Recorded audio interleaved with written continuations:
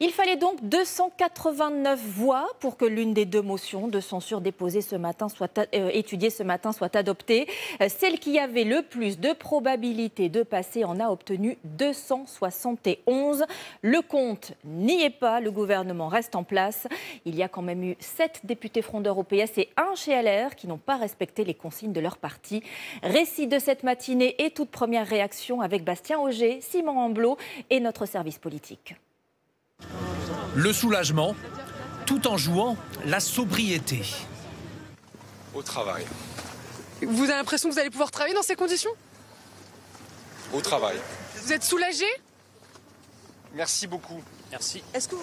Le Premier ministre vient tout juste d'échapper à la censure.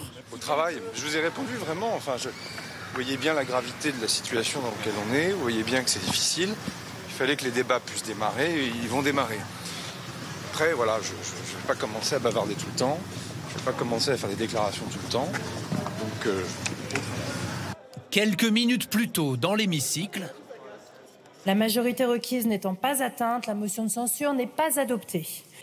à 18 voix près, la motion des Insoumis est rejetée, tout comme celle du Rassemblement national. Vous aurez tout fait, tout entrepris, tout sacrifié pour éviter de retourner aux urnes, mais vous y retournerez. Le Premier ministre lui répond, plaidant la stabilité et le compromis. Soit on rentre dans les débats, soit on rentre une bonne fois pour toutes dans la crise politique. Après son geste sur la réforme des retraites, les socialistes lui laissent une chance, mais préviennent. Si le Parlement n'était pas respecté, si le gouvernement ne tenait pas ses engagements, je pense notamment à la suspension de la réforme des retraites, il va de soi que nous censurerions immédiatement. Et c'est maintenant que le plus dur commence, car le Parlement va devoir négocier, tenter de trouver des accords sur le budget de l'État et celui de la sécurité sociale, dans lequel le gouvernement prévoit d'inscrire la suspension de la réforme des retraites, mais aussi, à ce stade, un gel des pensions et des prestations sociales. Nous lançons un appel solennel à la résistance populaire et parlementaire pour continuer de lutter contre ces budgets cruels. Et le temps est compté. Le Parlement n'a plus que 68 jours pour voter un budget et chercher un compromis entre l'Assemblée et le Sénat, majoritairement à droite. En l'absence de vote fin décembre, le gouvernement pourrait faire passer un budget par ordonnance, mais avec toujours le risque d'être censuré.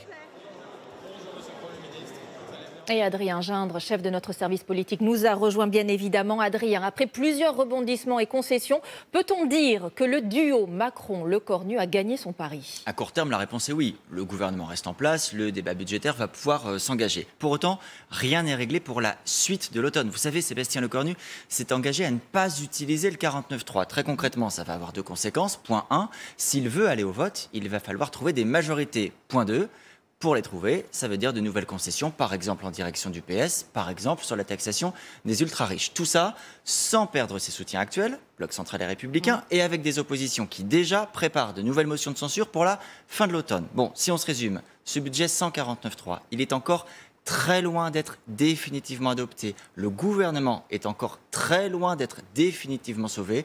Et donc ce pari est encore très loin d'être définitivement gagné. Eh ben, merci pour ces précisions, Adrien.